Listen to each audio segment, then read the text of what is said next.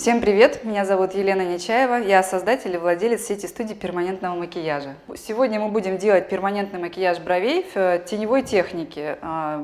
Еще ее называют Stardust, еще ее называют пудровой, еще ее называют пиксельное напыление. Название миллион, смысл один. Закрашиваем кожу под волосками. В описании под видео вы можете увидеть название нашего сайта PMU3, на котором вы можете увидеть видео, обучающие уроки, много разной полезной информации. А также там же мы регулярно проводим вебинары. Также в описании находятся ссылки на мои страницы в соцсетях, это Контакт, Facebook, на Перископ, в котором мы постоянно транслируем наши видеоуроки. А также вы можете перейти на наш канал на YouTube и посмотреть остальные наши видео. Процедура перманентного макияжа бровей в среднем занимает 1,5 часа. Из них на коже работа от получаса до часа. Остальное занимает отрисовка, обсуждение с клиентом формы, нанесение анестезии, ну и всякие приготовления к самой процедуре. Сегодняшняя техника, которую мы будем делать, это теневая растушевка на бровях. Она отличается от остальных, ну, допустим, от шатирования, это когда плотно прокрашивается бровь. И это обычно на более долгий срок, более плотно кладется пигмент в кожу, ну не на другую глубину, но очень плотно и держится дольше все-таки за счет того, что количество пигмента в коже больше. Ну, волосковая техника – это когда рисуются маленькие штришки, имитирующие волоски, а мы даем в этом случае, у нас бровь есть практически везде, ну, население бровей. Волоски растут практически по всем бровям, и нам нужно просто придать форму с помощью нежной воздушной растушевки. Яркости нам не нужно, потому что девушка молодая, она, возможно, захочет поменять цвет волос, не знаю, форму. Максимум, чтобы 1,5 года продержался перманентный макияж у нее на лице. Процедуру сегодня проводить я буду единичкой. На мой взгляд, это позволяет достигнуть максимальной воздушности по краям и плавный переход от насыщенного цвета к более воздушному вот во внешних частях в головке и по верху брови, где не должно быть четких контуров и линий. Я люблю делать это единичкой. Заживший результат, ну, во-первых, максимально на свои волоски по цвету должен подходить пигмент, который мы выберем. Он должен быть максимально такой прозрачный, чтобы мы могли на коррекции посмотреть, как он выглядит в коже пигмент, и потом его, может быть, немножко усилить, просто уплотнить в нужных местах. У нас нет цели на первой процедуре сделать сразу и надолго, потому что нам надо посмотреть, как себя в коже поведет пигмент, выбранный нами. В этой технике возможны следующие ошибки. Но самое основное – это когда нету воздушности, когда линии четкие очень, когда ярко выраженные углы, когда неравномерен прокрас, допустим, какое-то пятно слишком яркое по отношению к остальному прокрасу брови, когда несимметричный прокрас, то есть, допустим, здесь от излома до хвоста ярко, а здесь от середины брови до хвоста ярко. Бывает еще, когда головка брови, она настолько бледная, это смотрится красиво сразу после процедуры, но когда заживает, получается, что на самом деле прокрас начинается как раз от того места, где заканчивалась воздушная часть. Поэтому совсем много оставлять мало прокрашенным тоже не стоит. Буквально, может быть, миллиметра 2-3 надо прокрашивать воздушно, все остальное чуть-чуть плотнее. Перед тем, как приступить к работе, надо подготовить рабочее место. Оно должно быть подготовлено таким образом, чтобы, сев и начав работать, мастер уже не вставал, не трогал никакие предметы посторонние. Но если все-таки это нужно сделать, то нужно снять перчатки и голыми руками уже пойти долить пигмент, анестезию, допустим, или взять какие-то расходные материалы. На столике у нас на верхней поверхности хранится только то, чем мы работать будем во время процедуры текущей. Здесь у нас ватные палочки на процедуру в неопределенном количестве. Ими мы наносим анестезию, снимаем, проверяем эскиз, когда рисуем, подрисовываем. Ватные диски, чтобы снимать во время процедуры пигмент с кожи. Пинцет, если он пригодится, ножницы. Вот в этом шприце у нас анестезия аппликационная, которую мы будем наносить на кожу. Это мы сделали таким образом, отрезали шприца иголку, чтобы она очень тоненько, локально на выбранную зону наносилась, чтобы не было там много ее слишком. Ну и карандаши для отрисовки эскиза, и белый карандаш для того, чтобы фиксировать эскиз в процедуре. Аппарат для перманентного макияжа, когда я начну работать, я манипулу замотаю пленкой пищевой полностью, чтобы пигмент не попадал на нее. Ну, в принципе, и все. Там внизу влажные салфетки, перчатки, простынки, пеленки еще, да, микробраши вот тоже, которые, ими мы подрисовываем в процессе эскиз. Это подставка для пигментов, она тоже будет замотана в пленку, для того, чтобы пигменты и физиологическая жидкость не попадали, не контактировали с ней в принципе. Если вдруг попадет, то у нас есть сухожировой шкаф, в котором можно это обработать. Ну, это вот одноразовый модуль для машинки, перчатки, шапочка для волос модели и пеленка, на которой будет лежать модель головой. Еще здесь вот есть вазелин. Он нужен для того, чтобы пигмент легко стирался с кожи. Его мы выдавим небольшое количество и тоже уберем. В принципе, он нам во время процедуры уже больше не будет нужен. Также у нас тут очень много света. Свет у нас есть, который висит, и мы его не трогаем. Есть еще свет, который можно настраивать, чтобы было прям очень хорошо видно зону, на которой мы будем работать. Во время процедуры мастер должен подготовить свое рабочее место настолько тщательно, насколько это возможно. Потому что если он в попыхах схватит рабочими руками в перчатках свой телефон, потом положит его, поговорит и начнет работать, это неправильно. Можно занести инфекцию, в конце концов, нам это не нужно. То есть, если вдруг нужно встать, то надо снять перчатки, взять, сделать, положить, выйти, поговорить с клиентом, снова зайти, обработать руки и снова одеть перчатки. Это в идеале. Если вдруг во время процедуры вы что-то забудете, вы можете начать бегать, и клиент подумает, что вы не совсем профессионал. Поэтому надо готовиться максимально тщательно. Перед началом процедуры мы даем нашим клиентам планшет, в котором записаны видеоролики на тему «Все о татуаже». Это инфографика, она максимально просто объясняет, что такое татуаж, как он делается, как заживает, для чего нужна коррекция. Иногда приходят клиенты, которые думают, что вот эти волоски, которые мы нарисовали, они пересажены, настоящие, то есть до маразма. Мы должны объяснить полностью, что это такое.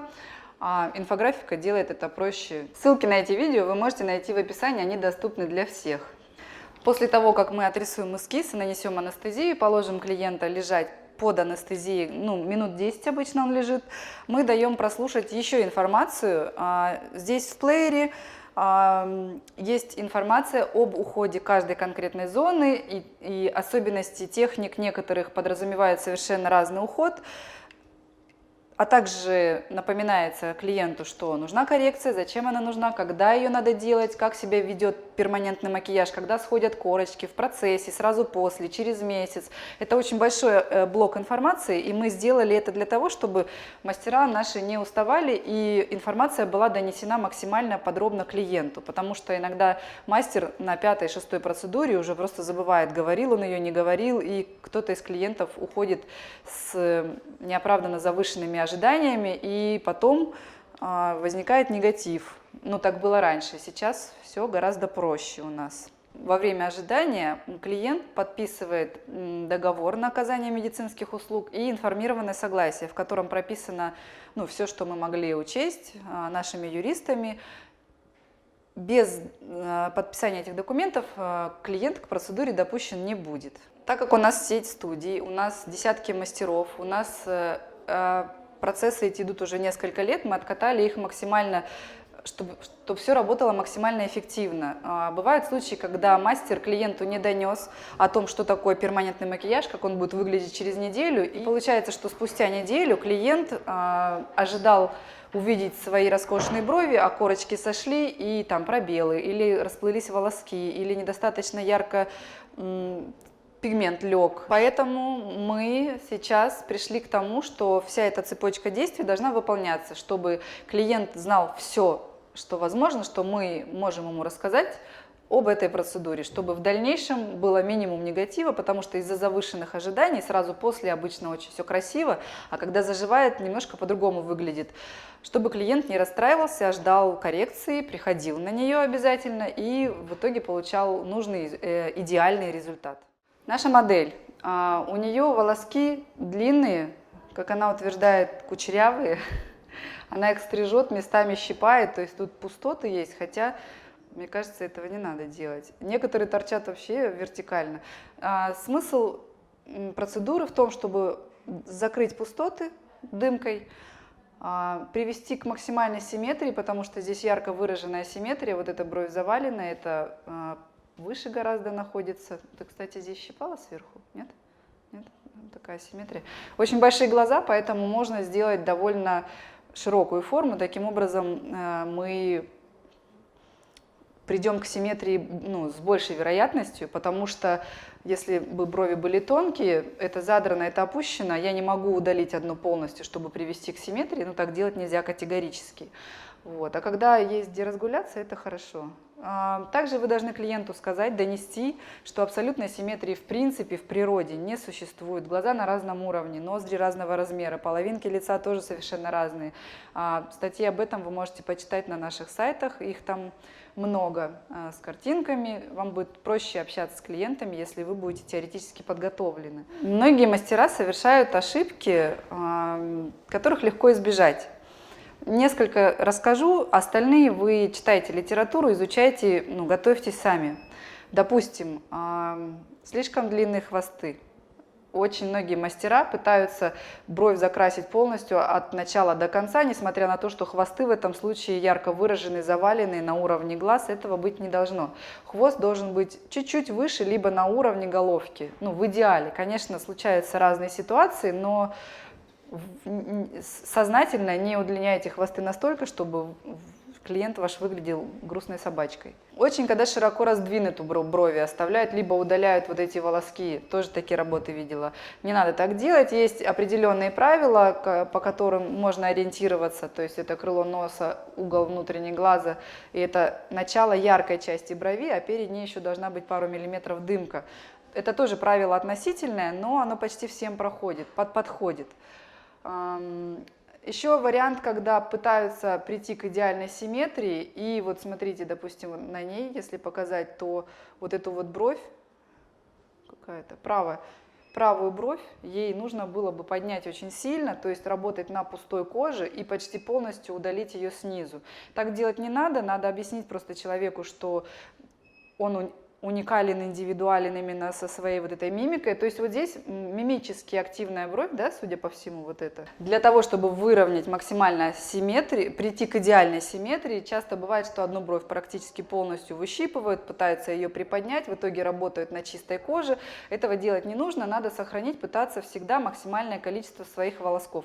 Там, в лучшем случае их можно подстричь, и парочку по нижней части можно выщипать, которые не в форме, вообще неуместные на этом эскизе будут.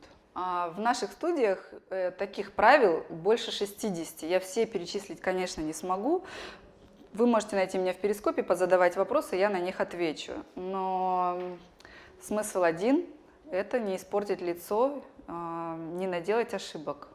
Перед тем, как начать рисовать эскиз, мы берем хлоргексидин, или другую подобную жидкость и обрабатываем. Можно спиртовой лосьон, если это лето, допустим, и много сала. Если это лето, то бывает, что приходит очень такая жирная кожа, и ее надо бы обезжирить, потому что по ней сложно рисовать, и эскиз течет, бывает. Для отрисовки эскиза у нас есть такой лосьон, он спиртовой. Можно мицеллярную воду выбрать. Это для того, чтобы подтирать эскиз во время отрисовки. Карандаш обычный, косметический, он сухой, потому что я не люблю жирные, они оставляют комки, их тяжело стирать. Вы должны выровнять голову, потому что очень часто держат ее сикость-накость все. Ты и расслабь-ка свою бровишку. Так они у тебя на одном уровне, отлично все, если ты не задираешь. Я пользуюсь во время работы основными линиями. Какими? Сейчас расскажу. По центру переносицы я определяю осевую вот эту центральную линию, которая делит лицо напополам. От нее мы пляшем уже расстояние, смотрим от центра до левой брови, от центра до правой брови. Вот есть еще вот такие линии. Крыло носа, угол глаза – это линия, где якобы должна заканчиваться бровь. Это правило относительное, оно иногда не подходит совершенно, но пользоваться им стоит, это иногда помогает. На меня смотри, сквозь меня смотри, чтобы глаза не были в кучку. Ну-ка, давай. Еще одно правило отсюда же. Это крыло носа, центр радужки. Кто-то берет край радужки, я беру центр, зрачок прям. Это линия излома. Естественно, перед процедурой с клиентом обсуждаете, чего он хочет, мягко, не мягко, какие углы, чтобы лишний раз, чтобы не тратить много времени на отрисовку эскиза, который заведомо не тот, который не понравится. То есть вы должны спросить, узнать, чего хочет клиент. Но мы не будем.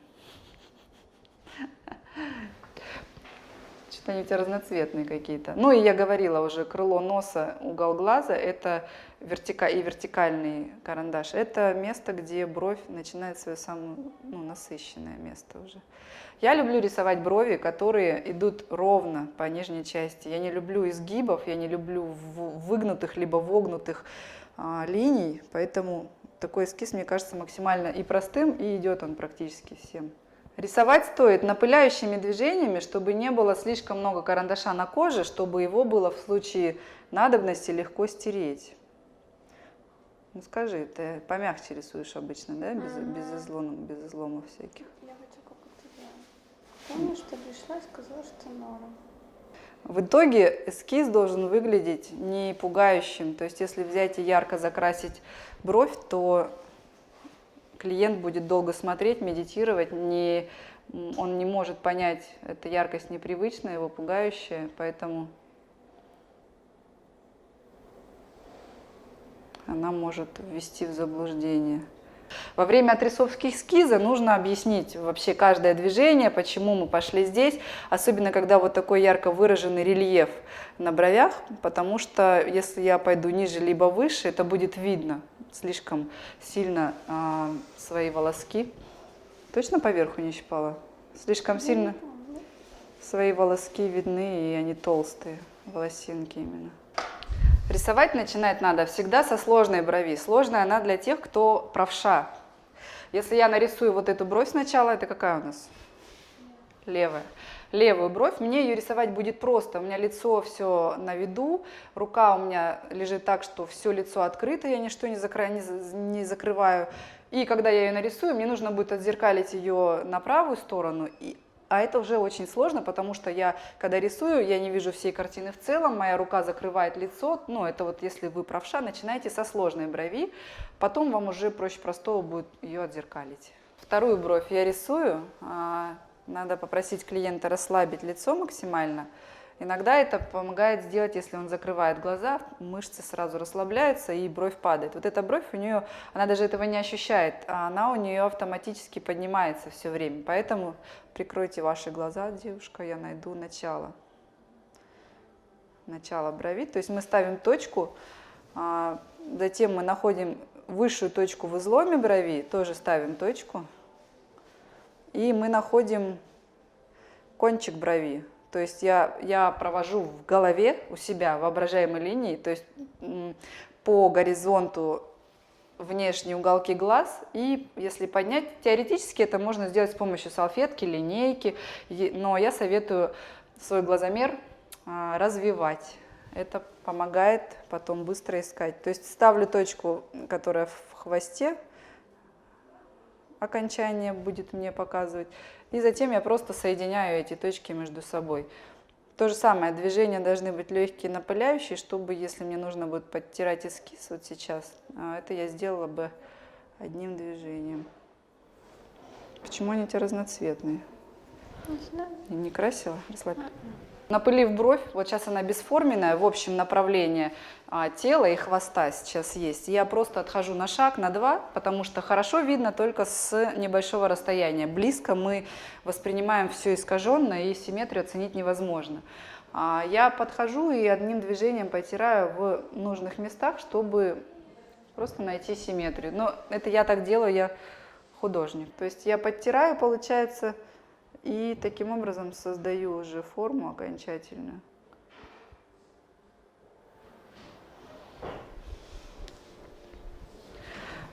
клиентом обсуждается все, форма головок, излом, длина, показывается постоянно в зеркало, чтобы вы, отрисовав одну бровь, вы обязательно показываете в зеркало, чтобы она сказала, это оно или нет, потому что если вы будете полчаса искать эскиз и делать его идеальным на второй брови, она потом посмотрит и скажет, это вообще не то, это будет жалко потраченного времени очень сильно, так делать не надо.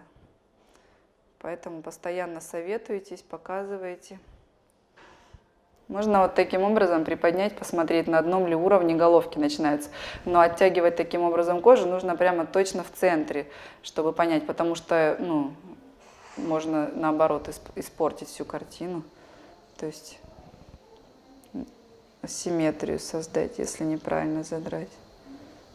Вот здесь у нас брови вертикально растущие. Я люблю, когда своих максимально много, поэтому мы их просто отрежем.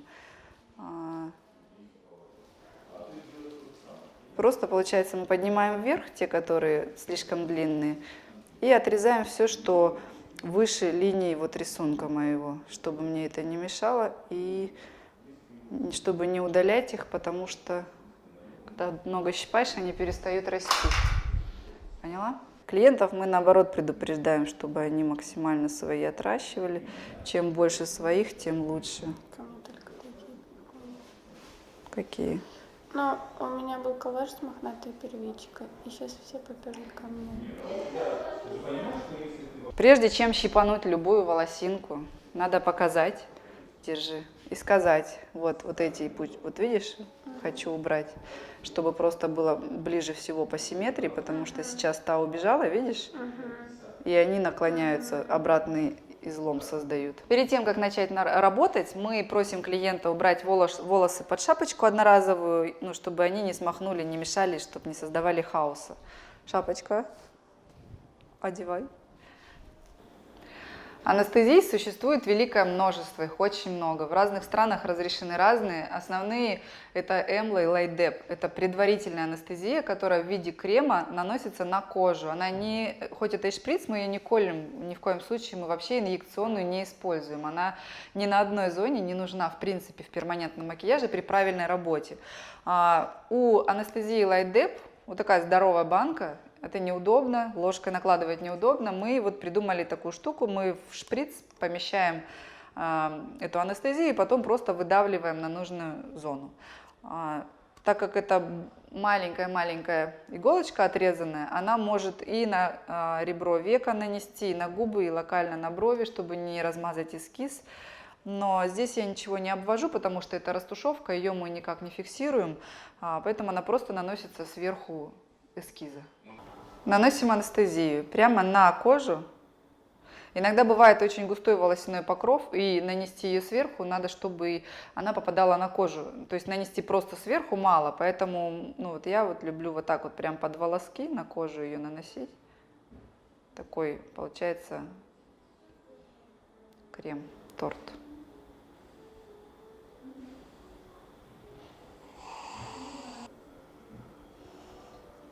Я люблю наносить анестезию таким образом, чтобы не была затронута граница, чтобы я четко видела, где мне нужно работать. Так как анестезия не работает прямо на том месте, на котором лежит, она обезболивает еще какую-то площадь вокруг. Можно еще вот распределить ее микробрашем, чтобы она легла прям хорошо на кожу, чтобы не было необезболенных участков.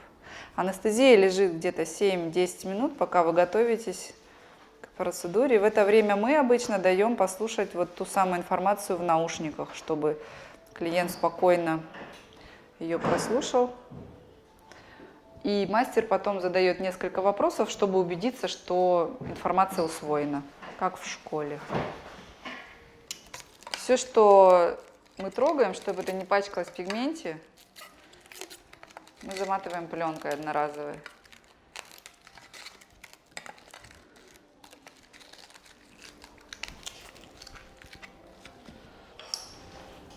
В барьерную защиту мы помещаем и машинку также, потому что если попадет пигмент, допустим, я уже опытный мастер, и у меня почти не пачкается ни оборудование, ни все вокруг.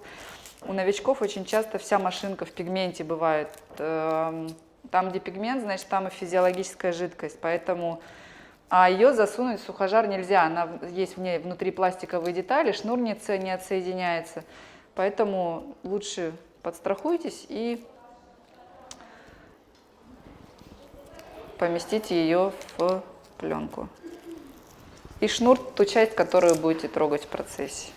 У меня очень большой разнообразный выбор пигментов, которыми пользуюсь я, но основное количество мастеров в наших студиях работают миксами, которые мы делаем из татуировочных пигментов. Это проверенные уже большим количеством времени и огромным количеством клиентов.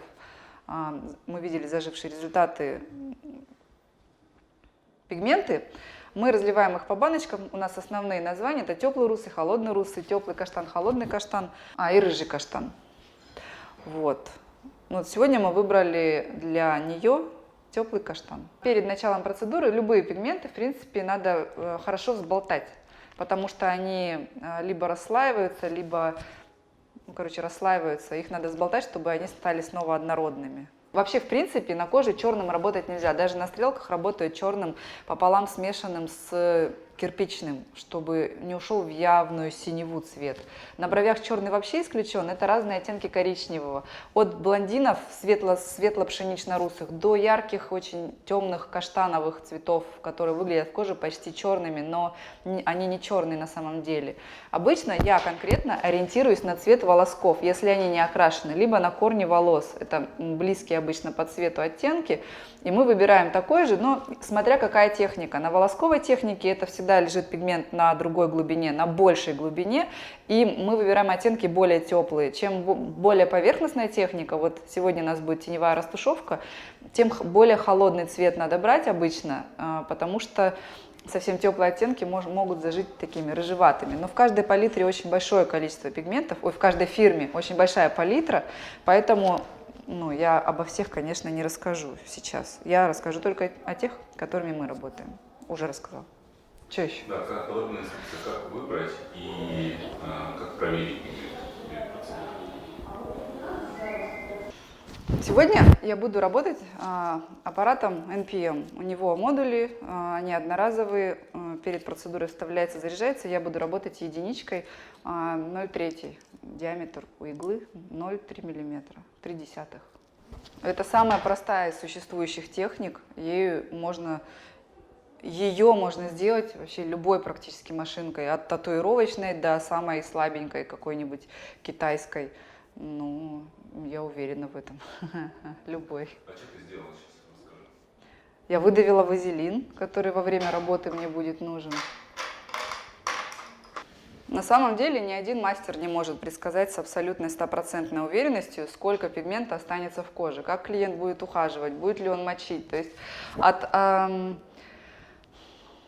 половина успеха процедуры – это то, что сделал мастер, другая половина – это то, как клиент ухаживал и как, в принципе, кожа сама ведет себя, потому что у кого-то, чем моложе кожа, тем больше пигмента она выталкивает из себя во время заживления. Чем активнее процессы, вот у нас здесь море прыщей, значит, тут у нас активные процессы.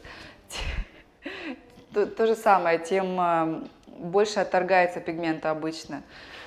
Поэтому на первой процедуре вот я своим мастерам советую, сама так делаю и всем советую работать максимально воздушно, максимально поверхностно. Вам надо просто увидеть, как заживет, какой будет оттенок. Потом вы можете его изменить, даже если он будет немножко не подходить по цвету. Но, естественно, русому человеку вы не берете там рыжий каштан. Это совсем не нужно, неправильный оттенок. Вы посмотрите, как он заживет через месяц, как будет выглядеть, и потом либо просто усилите, либо немножко измените оттенок, либо сделайте его теплее, холоднее, там, в зависимости от потребностей клиента и от того, как вы видите, как зажить должно. Поэтому работать с первого раза и на 10 лет – это неправильно.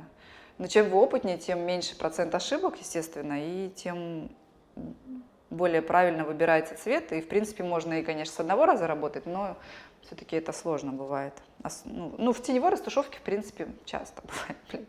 Я уже сама себе противоречу.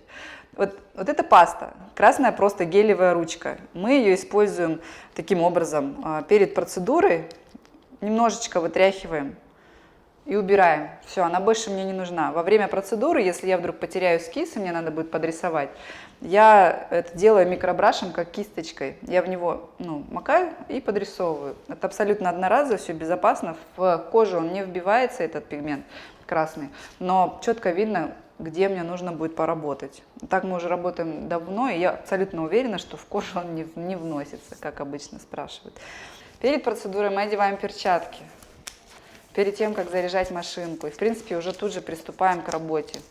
Тебе не холодно, кстати? Нормально? Перед процедурой надо показать клиенту, что расходник одноразовый, что он вскрывается при клиенте и до этого использован не был. Показала.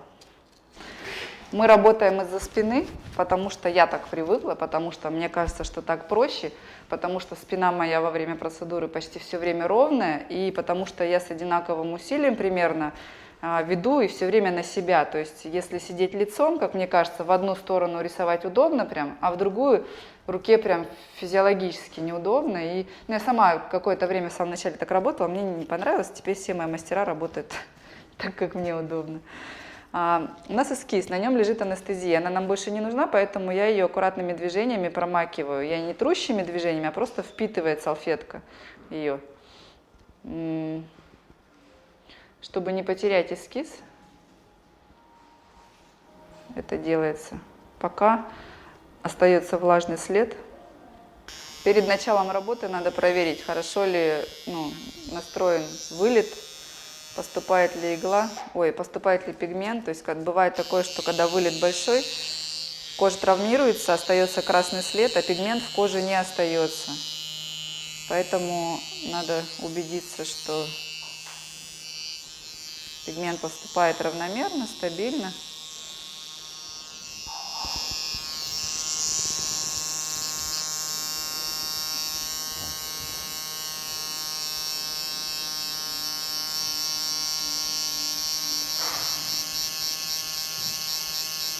Больно?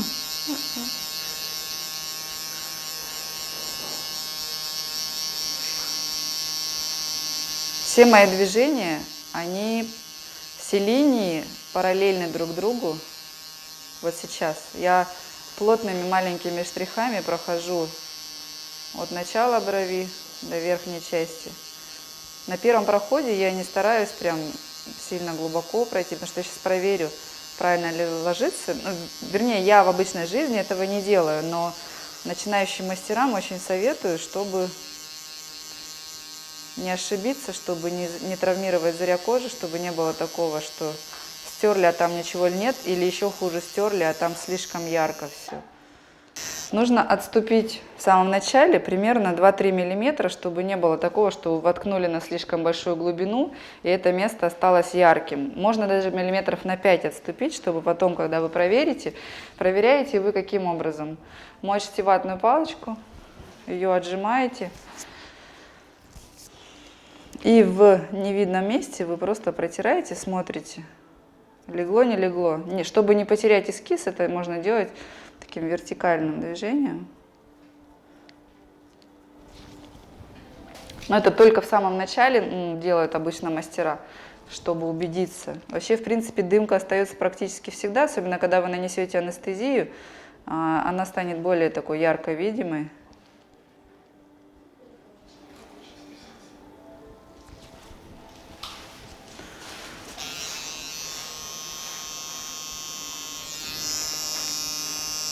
Кожа должна быть натянута, вы ее выдвигаете на ровную часть, на лоб. На надбровной дуге работать очень сложно и вряд ли получится равномерно. Поэтому надо ее вот сюда натянуть на себя и мизинцем натянуть ее от себя в противоположную сторону. Шаг очень маленький должен быть, со стороны ощущение может показаться такое, что я вообще на одном месте копошусь, но это не так, просто след от единички очень тонкий, поэтому вот это вот движение вверх, оно очень медленное. Работаю я на минимальной мощности почти на всем оборудовании. Я не люблю сильно мощные машинки. Мне кажется, они очень травмируют кожу. Но если очень большая мощность машинки выставлена, то надо тогда двигаться, руками двигать прям быстро, чтобы не было сильно травмированной кожи в итоге.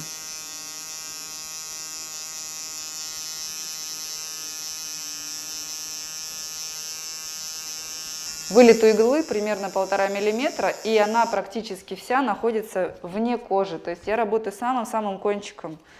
Ни в коем случае глубоко иглу нельзя в кожу погружать. Такие чиркающие движения.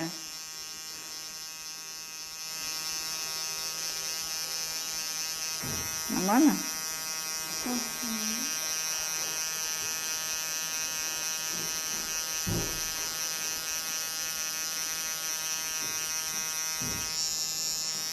Поверхность, на которой я работаю, она все время вот как бы параллельно горизонту. Получается, я просто поворачиваю немножко голову, ну и сама немножко переезжаю, поворачиваюсь вот таким образом, вытягиваю кожу на лоб и на себя растягиваю, вернее, от себя. Получается, вот это место локально, на котором я работаю, оно натянуто как барабанчик в данный момент. Еще нельзя, вот, допустим, вот таким образом вытягивать. То есть вот сюда вытянули, создали дугу, проштриховали, отпустили, дуга осталась. Это неправильно. Надо натягивать вообще всю бровь, допустим, чтобы эскиз не искажался. Если линия прямая, то она и должна быть прямая. То есть вы равномерно, получается, всю вот эту вот поверхность, на которой работаете, растягиваете. Пальцы должны стоять прямо близко, максимально к эскизу, вот к месту работы, чтобы вы ощущали вибрацию кончиками пальцев, потому что визуально глазами здесь я не могу ничто контролировать сейчас. Я уже просто в силу там, опытности знаю, на какой примерно глубине какие вот ощущения в пальцах. Но вы должны чувствовать, что вы не слишком грубо работаете, допустим. Это значит, если прям сильная вибрация в пальцах, что вы на большой глубине. Это неправильно. То есть вы должны научиться работать и класть пигмент максимально поверхностно, чтобы не заглубиться и не сделать прям слишком сильно яркую работу. Постепенно продвигаясь к хвосту, я переставляю пальцы, то есть они у меня везде чуть-чуть сдвигаются вместе с зоной работы. От излома и на висок идет уже кожа другая, она не такая, она более тонкая, она не такая, как вот в месте вот этой вот зоны Т между бровями. И на виске почти всегда новички заглубляются. На виске вы должны начать работать еще более поверхностно, то есть штрихи вы кладете плотнее, прям ближе друг к другу еще, чуть ли не друг на друга. А само вот ощущение вибрации должно быть более таким воздушным, что ли, легким. Ну, это можно почувствовать только если поставить пальцы, вот когда работает мастер. Описать словами очень сложно. Движения у меня, кстати, вот они такие маятникообразные. То есть я не вот так втыкаю и веду. Видно? Я не вот так втыкаю и веду, а оно как бы гладящее, вот такое, как маятник. То есть я погружаюсь в кожу, на одной глубине примерно прохожу и выхожу из кожи. То есть начало и конец моего штриха, они на вылет идут, воздушные. Это дает мне возможность соединять эти штрихи между собой без стыков. Стыки – это когда пигмент лежит нахлёст друг на друге, и вот в этом месте, где они соприкасаются, лежат друг на друге, такое более яркое пятно. Нам это не нужно. Я надеюсь, так не будет, когда мы сотрем. Да?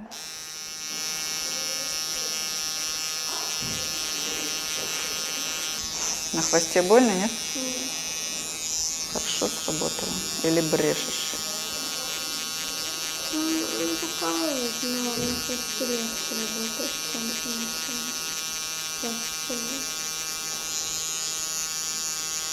Хвосты подлые, да? Легче работаешь, ничего не остается. На первой брови вот такой результат, он вполне съедобный, нормальный. То есть там сейчас появится вот такая легкая дымка, когда я, ну вот я нанесла анестезию, сейчас кожа побелеет. Но на второй брови, вот если я вижу вот, что легло вот таким образом, то есть очень бледно, настолько бледно, что почти ничего не видно, я просто буду еще плотнее работать на левой брови, чтобы ничего не делать в холостую. Видно здесь? Вот можно работать еще вот таким образом. Вы отступаете, вот этот уголок оставляете воздушным, ну, в смысле нетронутым, и прокрашиваете вот плотно, начиная от вот этого вот, я сейчас провела линию наискосок, от нее и к внешней части, чтобы, ну, опять-таки, не воткнуть и не сделать слишком ярко головки. Потому что вот это вот место, оно должно быть самым воздушным.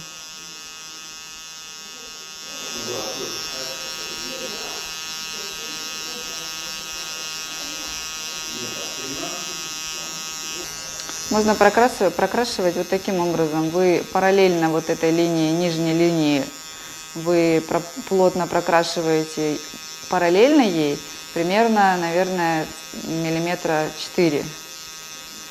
И потом от этого места, ну, вот где прокрасили, вы начинаете класть штрихи уже вот сюда, кверху на вылет. Так как вот это место поверху, оно должно быть самым воздушным в нашей технике. Вот это очень удобно делать. Кожа натянута у меня сейчас с 2 стороны. Но лучше всего в итоге класть такую как бы решетку. Получается, вы должны вертикально прокрасить и точно так же горизонтально прокрасить штрихи. Вот как сюда должны идти, так и сюда, чтобы в итоге точки эти не выглядели полосочками ни в коем случае, а выглядели просто такой равномерной серией точек, создающие дымку, создающие.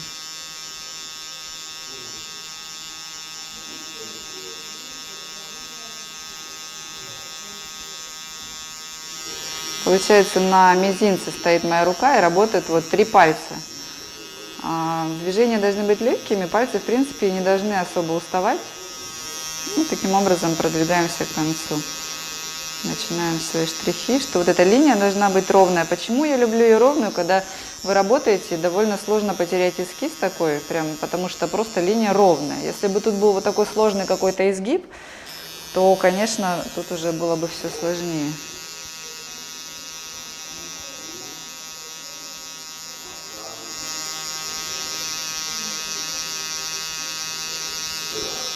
На этой больнее? Да, брат, кажется, полегче.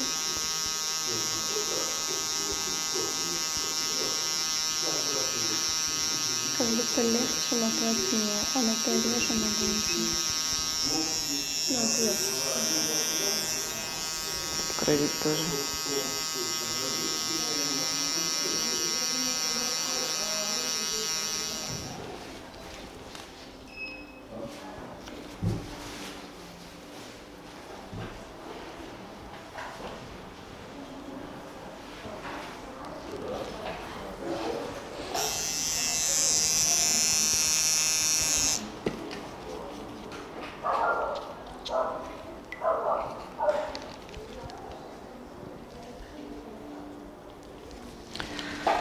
После того, как я сделала первый проход, тут вот, в принципе, везде ярко видно, вот когда кожа побелела от анестезии, видно на макро? Тут везде виден, где пигмент, всю границу. Теперь мне надо просто равномерно и плотно его прокрасить с воздушными границами. Я наношу вазелин, потому что, когда вазелин лежит на коже, он, во-первых, ее смягчает, а во-вторых, он позволяет мне одним движением просто стирать пигмент, который не вошел в кожу. Это очень удобно. И теперь я уже буду работать и постоянно стирать, проверять. Если у меня вазелин попал где-то на кожу, которую я должна натягивать, я его просто стираю. И все. Дальше моя уже работа заключается в том, чтобы каждый примерно там сантиметр-два проверять, насколько я правильно воздушно положила пигмент. Потому что ярко сильно мне не нужно. Особенно аккуратно надо работать в головке и в верхней части брови, где линии должны быть не видны вообще, никаких не должно быть четких границ. Поэтому здесь надо прям протирать каждое движение, посмотреть. Не больно сейчас? Не холодно?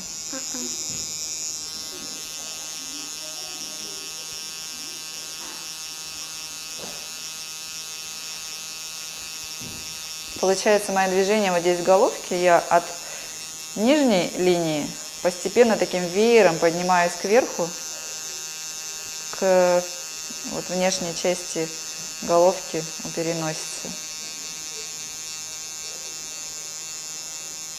Кожа у нас сложная, она очень быстро краснеет.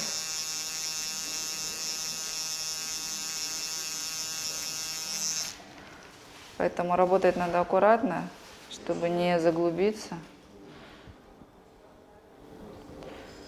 Ну, никакой крови, ничего нету на растушевке. Она бывает крайне редко, если повышенное давление и так далее. Видно, получается, вот такая мягкая дымка появляется. Я ее постепенно уплотняю и буду передвигаться к хвосту.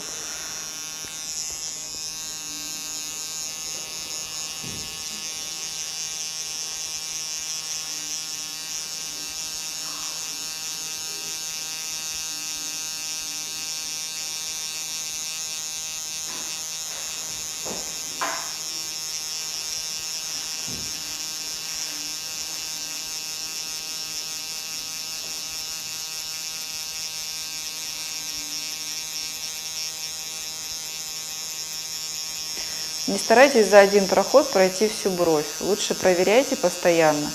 Это касается, в принципе, всех зон. Проверяйте для того, чтобы не потерять глубину, не потерять плотность, не насажать пятен. То есть вот не больше где-то 1,5 сантиметров я прокрашиваю обычно. И стираю все, смотрю, как ложится, насколько хорошо или плохо, потому что может быть, что там слишком ярко, а может быть, что я в холостую работаю, и мне это не нужно. И я поэтому, чтобы безошибочно точно пройти на правильной глубине, надо все время протирать и смотреть. Ну и не потерять эскиз, в общем-то, тоже.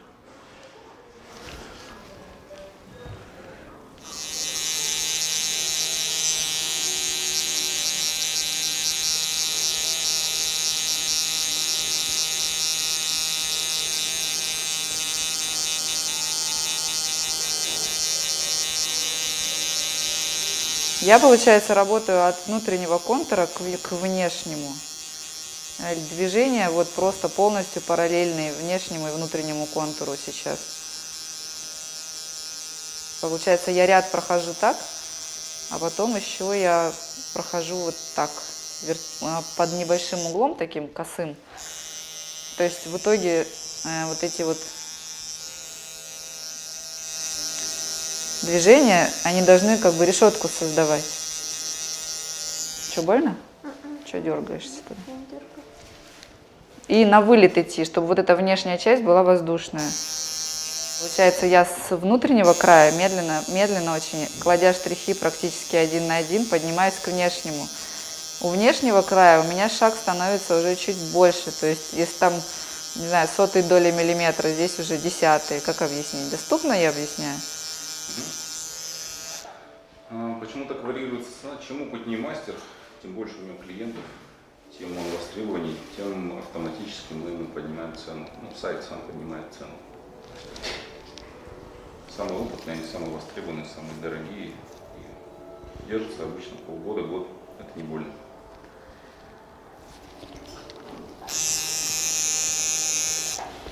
Перманентный макияж.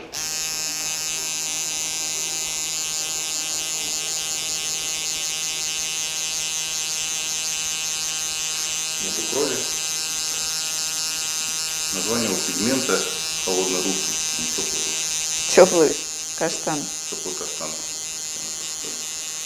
Студии открыты в Краснодаре, Москве, Ростове. Сколько проходов, Лен? Ну, пока сейчас терпим. Ну, вот сейчас как бы 3-й, я сейчас буду где-то дополнять по насыщенности. Ну, в общем, я думаю, 3 где-то будет. Просто глубже нельзя, мне надо просто слои добавить. По поводу скорости. Тебе скорость, новичок может с такой скоростью работать, как ты? Он двигает так обычно. Меньше. Брови перед татуажем не нужно ни стричь, ни высчитывать. Отращивайте. Мастер будет сохранять по максимуму. И наоборот будет стараться их реконструировать. Сколько проходов нужно всего? Ну, и когда это напыление, ну, где-то 5, может быть, проходов нужно. Когда плотно растут.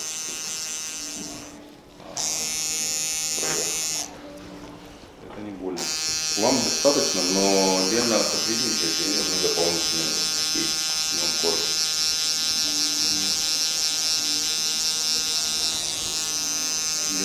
Сколько ты мастер-классов прошел?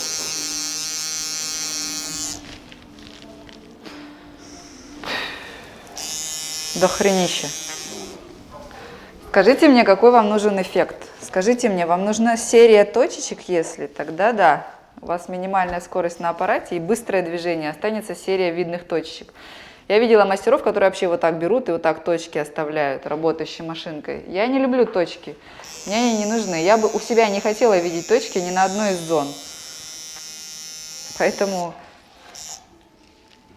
По поводу Странный Дальнего вопрос. Востока, я Лену не перебиваю, вы не думайте, что я игнорирую ваши вопросы, просто не хочу их перебивать.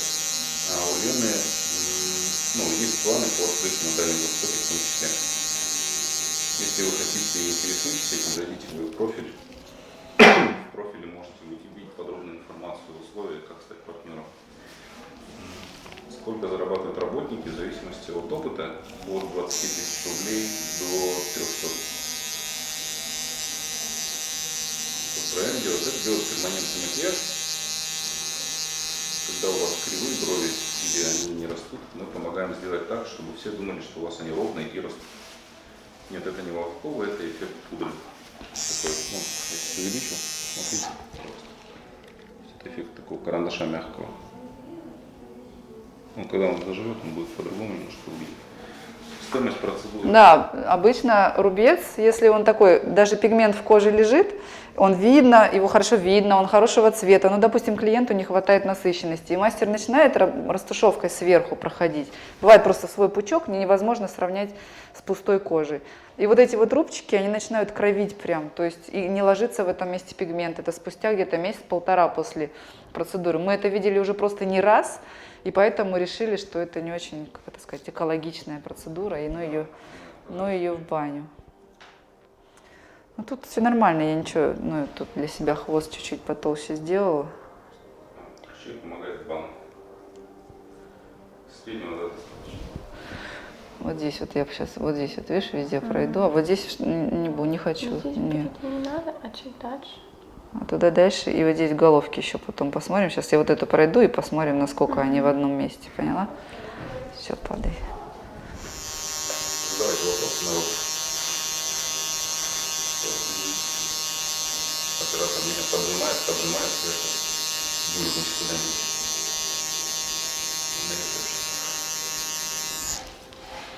Для чего менять стабилизатор иглы? Извините за глупый вопрос. Что это значит? Работу начинаем с хвоста. Не, я с хвостом заканчиваю обычно. Зачем обмотала машинку вот там промокать?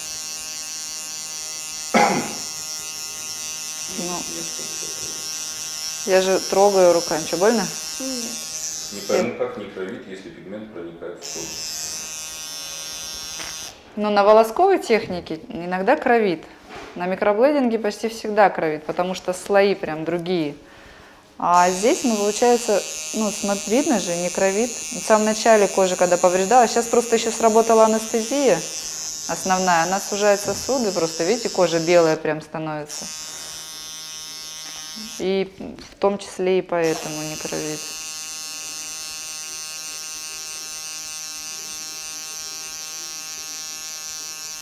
Тебе надо отрастить везде волосы, потому что они там, где лежат, я же не буду тебе там в некоторых местах делать чуть ярче, зебру, поняла? Ты лучше постригай, может быть, те, которые совсем не туда растут.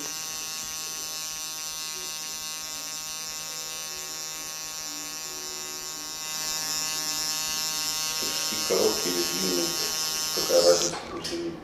Чем короче штрих, тем ярче пигмент остается. Такая.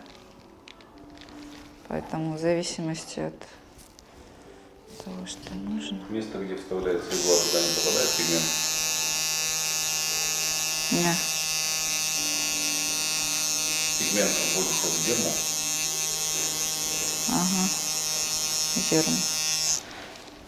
Дерьмо. КХ XGB. Видимо, утверждение какое-то. Как ты к нему относишься? Цена от 990 рублей до 30 тысяч. Пусть это Выставка отдохнет.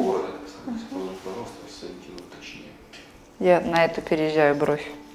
Пигмент – это наши собственные миксы, которые мы делаем с такой рожей.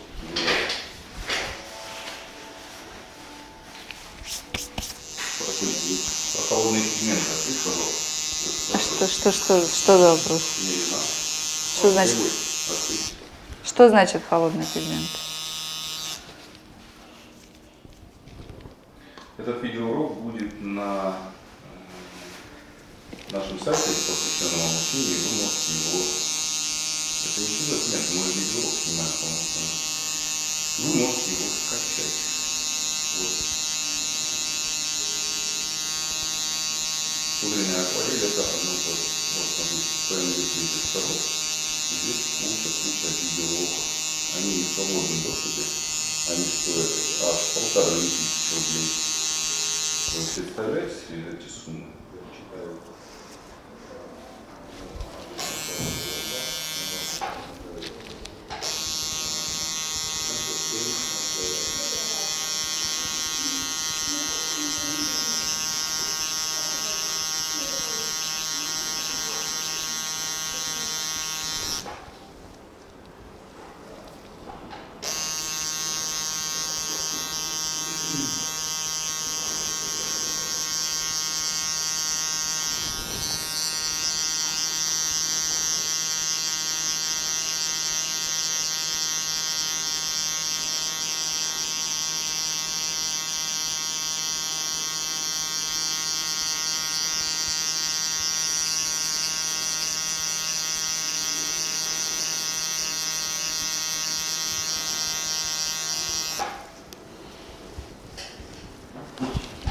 Вот сесть, посмотреть.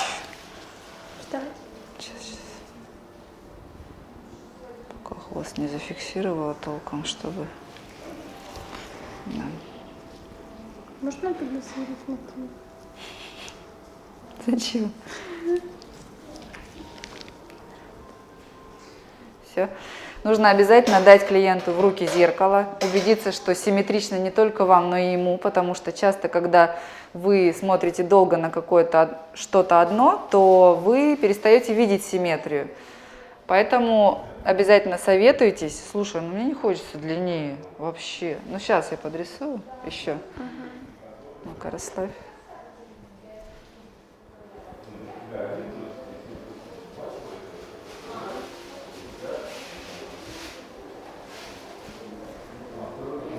У меня глаза большие, нос широкий. И я хочу, чтобы брови тоже были. Да? Я хочу брови большие, широкие. Нет, не широкие, а Чей? длинные. Чтобы они были широкие горизонтально.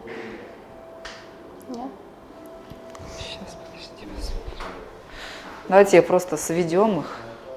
Возьми зеркало, что убрала. Вот смотри, вот эту я сейчас сделала подлиннее. Настолько длиннее нормально? Или еще длиннее хоть? Все, вот я красилась, сейчас понял. Сейчас я. Да. Сейчас это подержу. Что ты сказала, что ты сделала? А? Ой, никогда не смотрите по симметрии лежа, потому что лежа все черты искажаются, и невозможно понять, насколько правильно вы подвели, подрисовали. Всегда садитесь, отходите на шаг, на два, смотрите в общем на лицо, смотрите, в одном ли направлении идут хвосты. Это очень хорошо сделать, когда одна бровь яркая, а вторая еще почти не тронутая, но уже чуть-чуть видно дымку, эскиз в принципе зафиксирован. В такой момент вы можете прям точно его зафиксировать вот этой красной ручкой, чтобы быть уверенными, что вот самая частая ошибка новичков – это когда один хвост ниже, а другой такой выше поднятый, уходит на висок. Я ее вижу очень часто у новеньких мастеров. И я точно знаю, что они лежа, когда фиксируют, здесь ведут на себя и вниз входит бровь. А здесь они ведут вот так тоже на себя, но она здесь уходит вверх. И плюс еще получается почти у всех клиентов рост волосков на левой брови выше, чем на правой. И рука рефлекторно прям тянется сама туда, рисует во внешней части там, где не нужно. Вот так.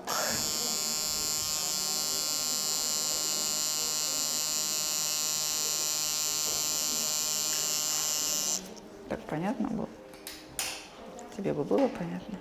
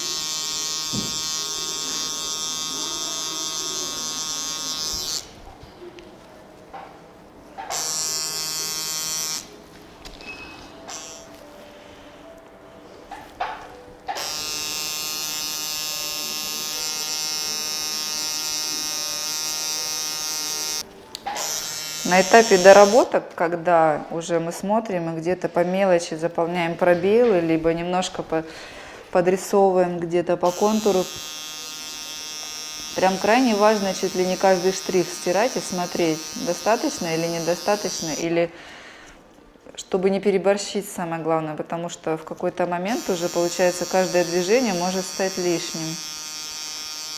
И надо уметь вовремя остановиться, потому что дорисовать можно, и об этом всегда надо помнить. Расширить можно, удлинить, а наоборот уже не сделать.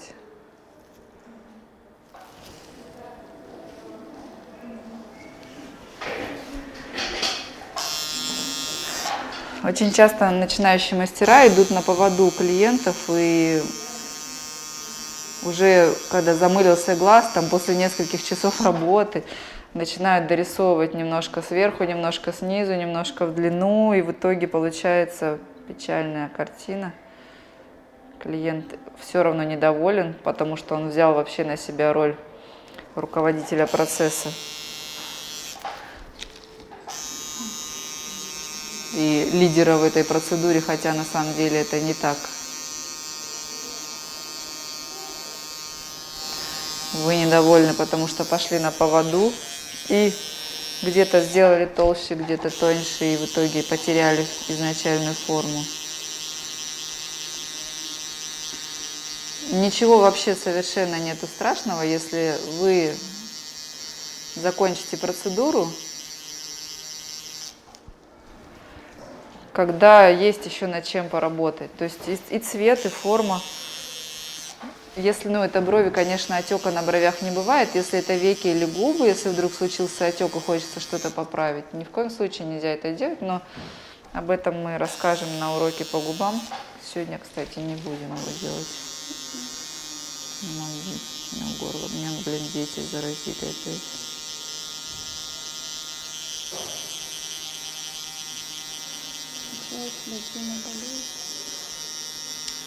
И Дима болеет, и Дима младший болеет. Да. Постарайся до коррекции отрастить, поняла? Если они у тебя вот здесь, как ты можешь щипать? Стриги только, поняла? Если вот прям пустоты в дебильных совершенно местах. Почему кудрявый вырываю? Ну нахрена? Ты чё, они перестанут расти, ты будешь капшивая в итоге. Чем своих больше, тем лучше же, блин. Давай чуть-чуть дорисуем, что ли. Да, вот в этой части. А в головке? Насчет головок. Чем там? Блин. Это из-за волосков, короче, вот здесь вот прям, видишь, светлее, чем направо. Вот это Еще надо кусочек. дорисовать, да? Вот здесь не то, что Нет, дорисовать, убери. поняла? Уплотнить вот это. Вот здесь вот. Да, да, Ага. все правильно. Вот прям треугольник. А, и уголочек Вот тоже, я о да. чём. А вот здесь вот еще, не? Поверх. Ну, вообще ты права была, что мне тоже кажется, что вот здесь просто может дымка плотнее. Ну, короче, если бы ее всю, вот все тело, вот начиная отсюда, и вот так чуть-чуть на миллиметр поднять можно. Угу. Дымку именно. Угу. Угу. А так все. Чем хорошо работать единичкой, что если вдруг где-то какие-то пустоты случились, то ей можно локально, очень мягко войти в эти места и дорисовать их. А пучками это гораздо сложнее делать. Поэтому я люблю единички, в принципе, очень сильно.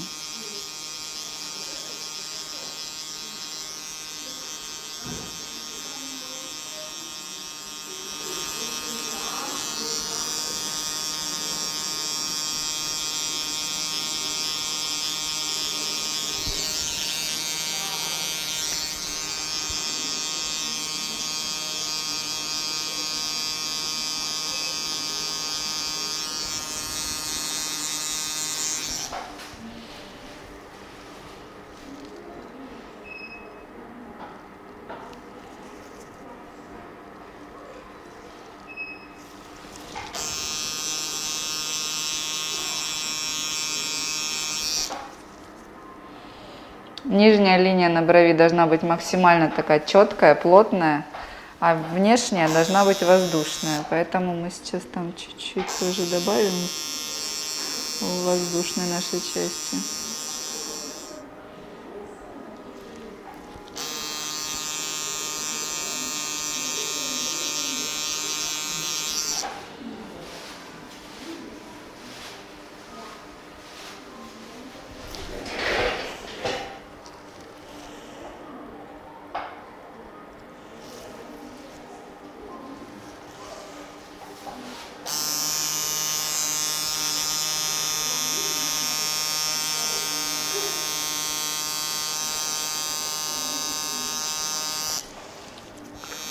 Я видела, вот это где-то делала, так и я пробовала.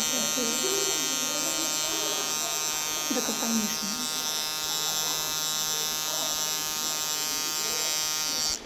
Просто надо прям это очень осторожно делать, чтобы чисто дымок оставался.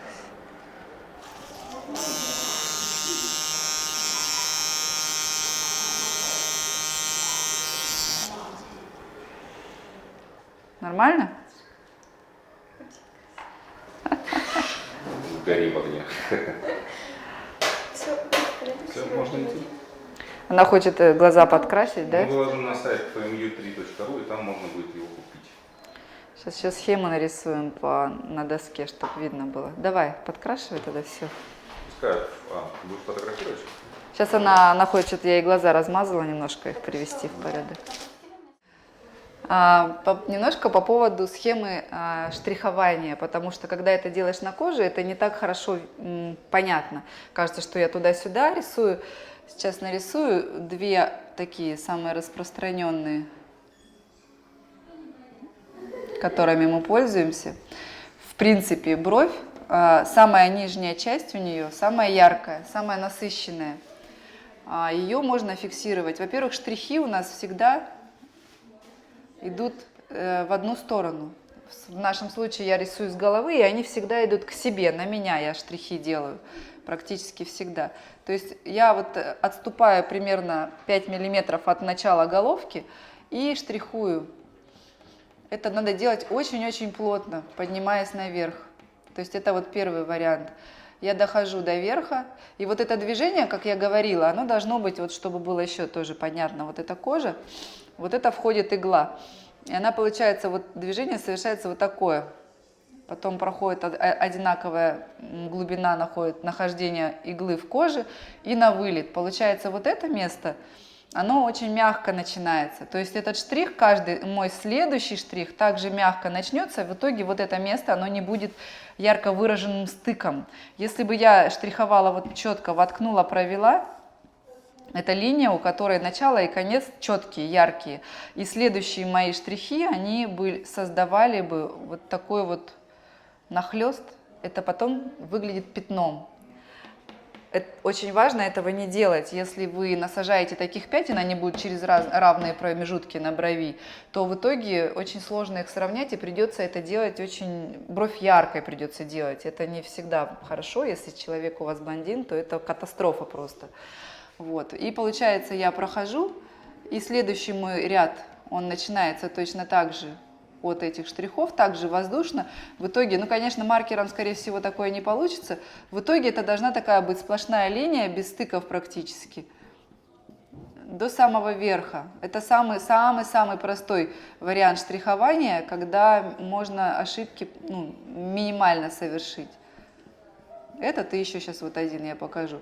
Получается, ближе к внешней части, там, где у меня должна быть воздушная, самое вот это место в верхней части брови и в головке, я делаю просто шире шаг. Шире шаг — это значит, когда я иду, у меня идут штрихи один друг на друге практически, а шире шаг — это когда между ними увеличивается постепенно расстояние и на нет сходит совсем в виде дымки такой. Потом я возвращаюсь, и вот это место наискосок я провожу линию такую, это тоже к себе линия идет. И получается, иду вот сюда к внешней части головки. То есть я уже вот здесь совершаю тоже шире шаг и движение на вылет. И получается, к головке я подхожу, и у меня вот самое воздушное место, оно как раз вот здесь и получается. Получается слово дня, блин. То есть вот это место, оно должно быть самым мягким. Вот дальше уже можно, в принципе, относительно плотно, и вот место излома, оно должно быть самым плотным, в принципе, в брови. Ну, я не буду всю штриховать, то есть смысл такой же, мы проходим везде. И потом всю бровь еще я прохожу вот таким образом, наискосок все тело брови. Тоже движение вот это на вылет во внешней части, оно совершается. Вот нижняя часть у нас довольно яркая должна быть, поэтому здесь можно как бы плотнее рисовать, а сюда веером расходится такое движение штриховое. И маркер, который не рисует, блин. Ну, вот такое. Получается внешняя часть в виде дымки, и потом вы возвращаетесь, уплотняете. То есть, в принципе, получается, мы рисуем по росту волосков. Практически. Ну, вот в хвосте еще очень хорошо тоже вот так штриховать. У хвоста не может быть четких линий. То есть, если я вот таким образом проштрихую хвост, то у меня такого не будет. У новичка велика вероятность, что вот эта внешняя часть и внутренняя часть будет прямо четкая. А здесь вот таким образом вы этого не сделаете, и у вас внешняя часть брови, хвостика, будет воздушная. Очень важно в хвостике делать вот эти штрихи буквально вообще друг на друге, но более поверхностно, о чем я говорила во время процедуры тоже, потому что на виске, на хвостике кожа, она другая, она тоньше, и это чревато заглублениями. Вот, получается, вся наша схема — это движение вперед-назад, не вперед-назад, вот такое горизонтальное относительно тела брови, и создающее решетку с ним наискосок и немножко вверх, чтобы в итоге эти серии точечек, то есть мы оставляем точечки, вот если так вот сделать совсем просто, и вот эти точечки, они собой создают полоски, потому что движение руки стабильное, и вы могли это замечать не раз, что когда ты проштриховал параллельно, стер, и у тебя такие вертикальные полосочки создаются. Вот чтобы этого не было, мы еще это регулируем вот такими точечками наискосок. Я сейчас типа имитирую возвратно-поступательное движение иглы. Когда-нибудь мы найдем камеру, на которой будет это видно. И получается такой равномерный ковер из точечек. Потом они там где-то между собой сплываются, и получается в итоге, что бровь равномерно прокрашена, без пятен, без нахлестов. Вот в этой части примерно полсантиметра, это самая яркая и плотная часть. И в теле тоже, в теле самом, вот это вот все место, оно самое яркое должно быть в головке. Ой, в головке, господи, я к вечеру заговариваюсь уже. Получается, средняя часть головки, почти все тело, и в центре хвостика. Это самое насыщенное место. Все остальное может быть, в принципе, воздушным. Вот эта нижняя часть тоже очень часто идет многим брюнетам, она тоже должна быть плотная. Ну, конечно, это все обсуждается с клиентом, абсолютных правил нету. Самое главное, чтобы ваши движения были вот такие на вылет, чтобы вы могли их мягко соединить. И тоже помните, чем короче штрих, тем он насыщеннее. Сегодня мы учились, как правильно рисовать эскиз, какие правила есть, которые надо соблюдать и какие нельзя нарушать. Как правильно фиксировать эскиз во время процедуры, как наносить анестезию, как правильно ставить руки, в какую сторону натягивать надо кожу во время работы. У нас мимически очень подвижные брови. В спокойном состоянии у нее бровь одна задирается. Мы немножко выровняли асимметрию, но это в самом начале было хорошо видно. На фото до-после будет хорошо видно. Волосы свои длинные, жесткие, кучерявые, и модель наша их выдирала. Не стригла, как надо делать, а выдирала. Из-за этого у нее прям есть пустоты и пробелы, есть места, где очень густо лежат волоски.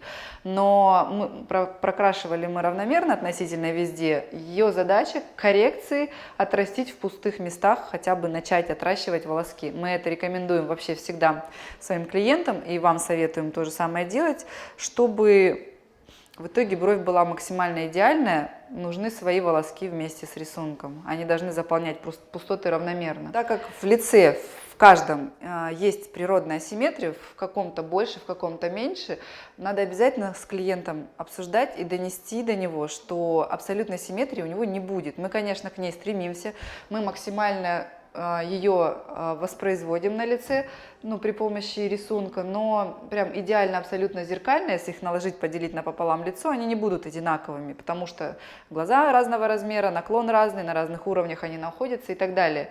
Но стремиться, конечно, к максимальной надо. Если бы мы приводили к идеальной симметрии, то пришлось бы одну бровь частично потерять.